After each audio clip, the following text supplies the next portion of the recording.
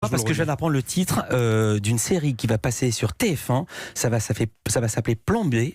Et dans le casting, parmi les premiers rôles, notre stagiaire Julie Debona. Bonjour Julie. Bonjour.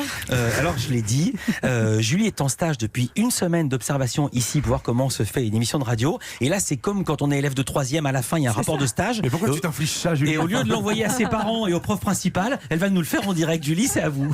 Donc merci de m'offrir 1 minute 25 d'antenne, car ici je sais que c'est hyper chronométré. C'est minuté. Et merde, je viens déjà de perdre 4 secondes. Donc vraiment Philippe, je m'attendais pas à un tel tourbillon. Alors ce que les auditeurs ne voient pas, c'est que ça fuse dans tous les sens dans les coulisses. Alors je vous explique. En régie, il y a Nicolas debout derrière ses manettes, prêt à bondir pour trouver le bon son qui correspond à ce qui est en train de se dire à l'antenne. En studio, Hélène Manorino, malgré les grésillements dans son casque, enchaîne sa chronique culture avec panache. Philippe Vandel, le fédéraire de la réplique, lui renvoie la balle et lui permet de finir en beauté. C'est quand même le chef d'orchestre. Et il y a toujours à sa gauche, dis donc, merci Nico.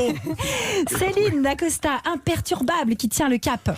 Et puis tout d'un coup, il y a la journaliste qui présente les infos, qui rentre en panique dans le studio. Elle passe dans 2 minutes en direct, mais n'a pas de texte. L'imprimante fait des siennes. C'était même 50 secondes ce jour-là. Nicolas appelle la centrale. On est dans 24 heures chrono, ou 2 minutes chrono plutôt. Sophie Sassier, elle a à peine le temps de respirer, qu'elle enchaîne les infos avec un flegme déconcertant, sans que sa voix ne tremble. Alors, rien que moi, en la regardant, je suis en train de faire une crise cardiaque.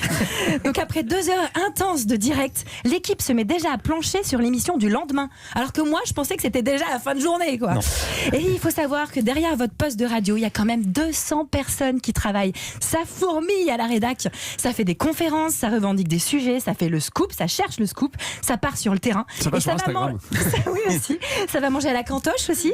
Et ça fait des siestes pour les matinaliers qui sont debout depuis 2 heures du mat, les gars. Alors surtout, j'ai rencontré des gens mais passionnés et passionnants. Merci Anissa Haddadi. Et j'ai compris que la radio, c'était un sacré putain de métier. Oh, merci Julie Debona. Oh dis donc, il y a Hélène Manarino qui est revenue en studio pour voir sa copine. Merci beaucoup. Oui, c'était ma stagiaire.